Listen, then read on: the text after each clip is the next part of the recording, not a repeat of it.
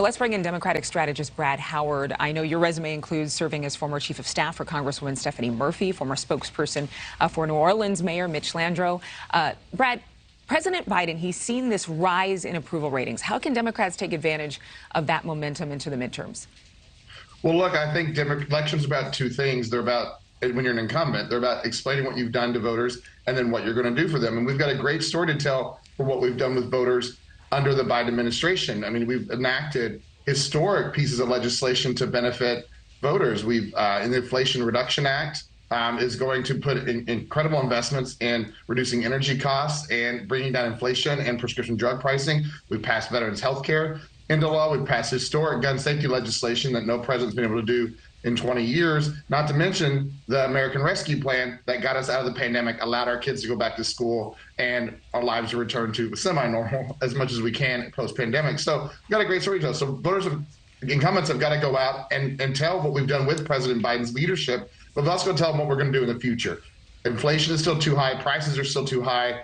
The communities, people still aren't feeling as safe as they used to. So we've got to make sure we address these key issues that are facing voters at the moment. And that's why you see the president announcing more cops on the streets. It's why you see the president announcing that he's going to stand up and defend democracy. He's going to stand with Ukraine. He's going to hold firm against Putin.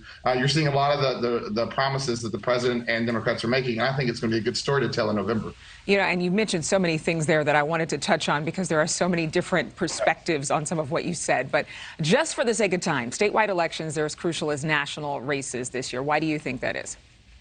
Well, because I think we've learned during redistricting and during the pandemic that governors matter, that your state and local elections matter. I mean, during the pandemic, it was governors and legislatures that were making the decisions about whether our kids go to schools, about whether our stores are open, about how we address crime on the streets. So these local races truly matter. And the local elections are the ones that impact our daily lives. I mean, the school board's the one really making most of the decisions for your children and how your schools are run. And so I just think it's critical that I think people get excited about presidentials. They're super exciting. They're fun. They're historic. But we really have got to focus on the state and local elections because that's what impacts our daily lives. And so I hope everyone gets out there and votes all the way down the ballot. Florida, one to watch, Nevada, Pennsylvania in the Senate race. You have these two very unlikely candidates, John Fetterman, who is currently the lieutenant governor, and Dr. Oz, Dr. Mehmet Oz, in this very competitive race. So what block of voters do you think decide who wins?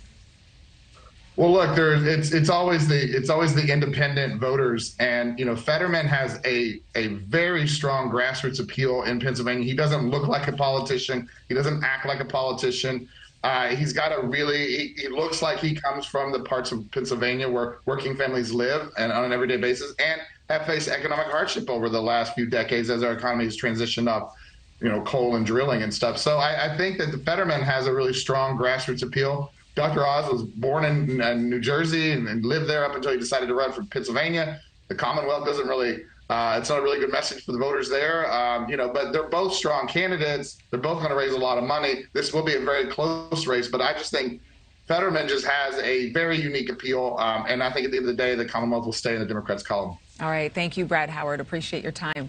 Thank you for watching. Go to newsnationnow.com to find NewsNation on your television provider. And don't forget to click the red subscribe button below to get more of NewsNation's fact-driven, unbiased coverage.